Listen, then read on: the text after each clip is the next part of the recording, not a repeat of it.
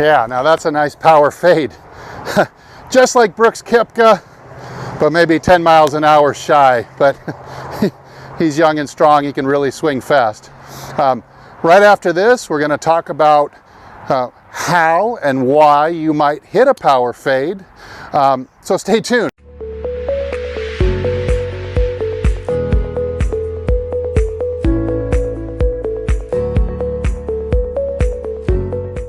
Hey, I'm Steve with HitItLonger.com. I'm on a journey to hit longer and straighter shots, just longer and straighter drives, longer and straighter just in general, which means sometimes we've got to learn how to curve the ball. If I'm playing certain holes, or hey, I just need a little more control over it, is, hitting this power fade, kind of the way Brooks Koepka does it, is a great way when you really got to find the fairway.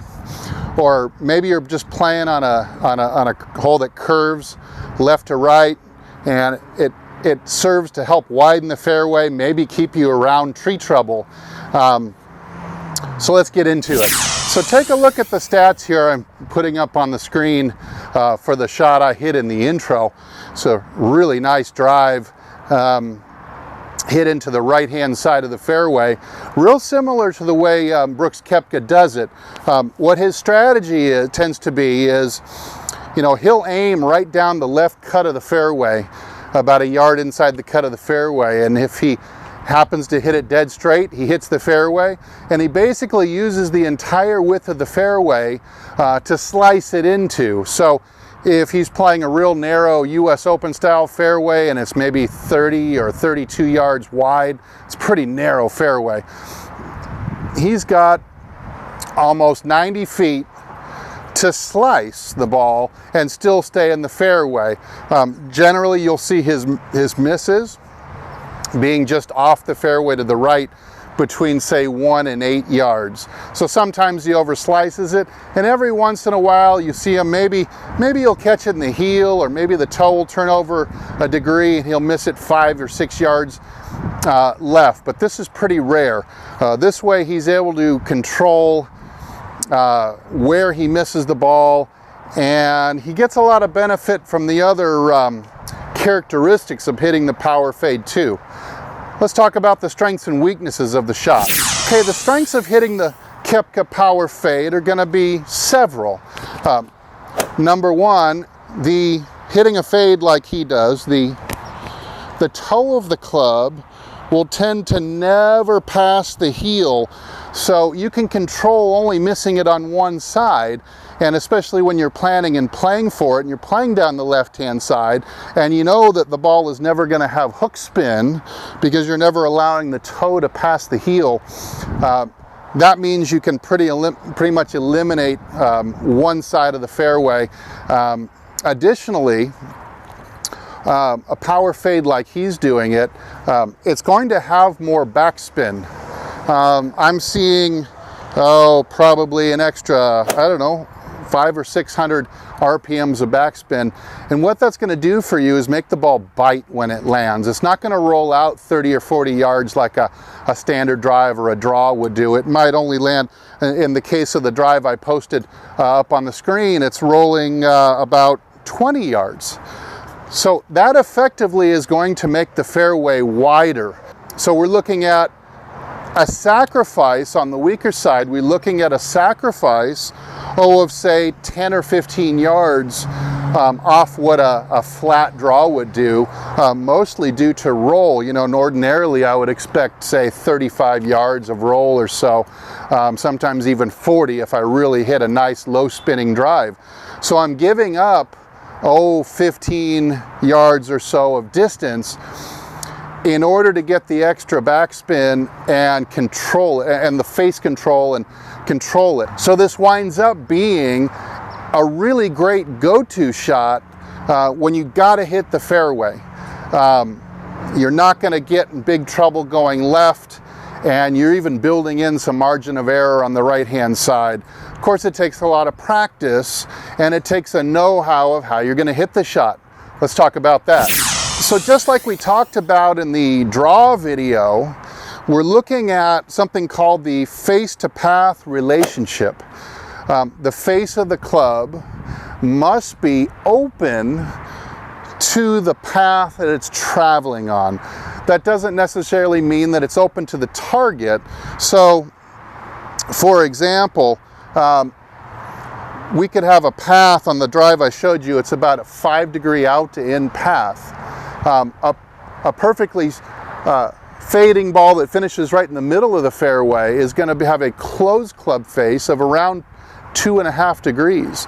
So we're actually fading the ball off a closed club face because the path is working even more left. So you are getting the side slicing, side swiping action across the ball, even though the face is shut. So this would be really similar to the way Nicklaus would hit a fade from the outside in. Snead kind of faded it too off of a closed foot stance. So you have a lot of precedent for this. Dustin Johnson as well. You have a lot of precedents of guys who have won a lot of majors tend to do really well in the majors because that ball has a little more control when it hits the ground. So I'm going to create in this shot an outside in path. I'm also going to create a face that is slightly open to that outside in path, but probably still closed relative to the target line. Now for me personally, I'm going to create an outside in path simply by opening my foot line, almost pretending it's like a 5-iron.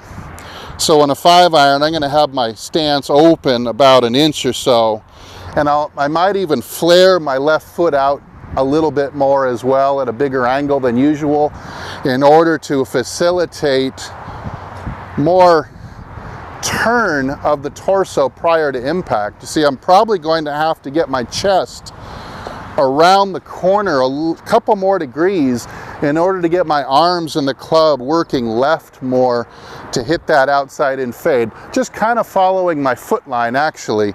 And in order to keep the toe of the club from passing the heel and keeping that face slightly open to the path, I'm going to be eliminating some of the rotation of the forearms.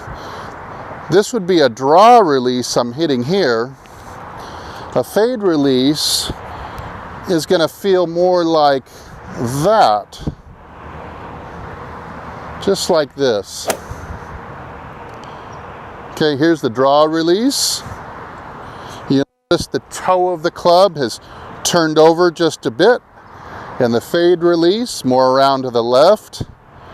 And notice the toe of the club is not quite vertical now, it's a little bit under rotated.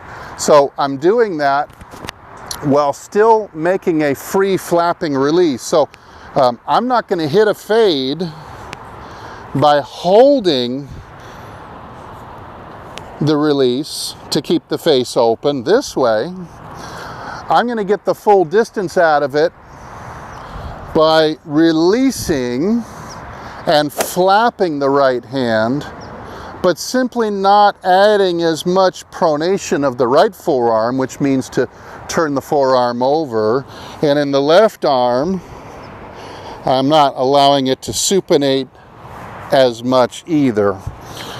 It's very subtle. It's only a couple degrees of difference between hitting a good power fade like a Brooks Koepka would do and hitting a straight ball. Only maybe 2 or 3 degrees difference in the club face, so it's very, very subtle. You'll have to play with it a little bit in order to get it right. Okay, let's take another couple cracks at it. I'm going to take you through the process here. First of all, I'm going to get a mental picture. The tree here that you see is just a little left of center. It's probably what we would call left center. So I'm picturing a drive that would start, maybe over the left half of the tree. And it's not a big banana we're playing for here. It's maybe a curve of between 5 and 15 or 20 yards, and that will cover the fairway as tight as we need to go. So we have some wiggle room with how much it's going to curve, but we certainly need to start it on the line that we're intending to, which is, say, the left half of the tree. I would line my feet up so that they are going left side of the tree, and I'm going to play everything hips and shoulders square to that line. Okay, so now my swing path can just stay normal to what's relative to what I feel. In other words, I don't have to feel like I'm coming around too much differently since I've already got my body set up left.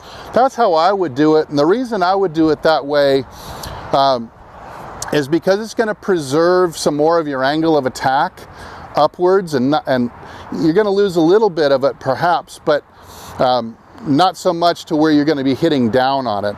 The alternative would be if I were to play it square-footed and square hips and shoulders to the target. I could then open up extra, pull across it. But doing it this way, you're liable to lose more of your angle of attack, hit more downwards on the ball, so the ball will take off lower. Therefore, it's a little bit defeating the purpose if you're trying to make a ball just bite in the fairway without rolling through. It's going to launch lower and probably roll out a little bit more, but also you're going to lose some of your angle of attack, and so that's going to probably mean that your distance is going to be a little shorter too. So I'm lining up left. There's my foot position. Just made a left foot slight move, squaring up to that and swinging on my foot line.